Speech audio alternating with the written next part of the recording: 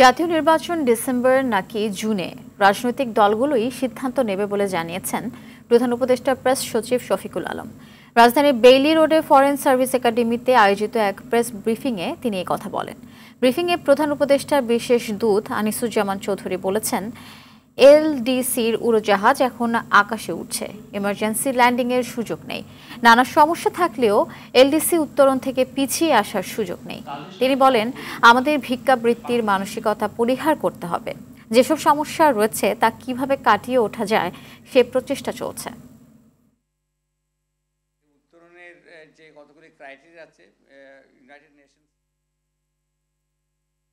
সমস্ত ক্রাইটেরিয়াগুলি ফুলফিল করেছি, দুবার ওরা চেক করে। তা আমরা অ্যাকচুয়ালি এখন উড্ডয়ন মোডে আছি। এটা অনেকে বুঝতে পারে না যে আমরা হবে কি হবে না, এখানে হবে কি হবে না এটার আর স্কোপ নেই। আমাদের পলিটিক্যাল পার্টিগুলো যে বিষয়গুলো ওনারা ঐক্যমতে পৌঁছবেন সেটার উপর ডিপেন্ড করবে যে আমরা আসলে কতটুকু সংস্কার করতে যাচ্ছি।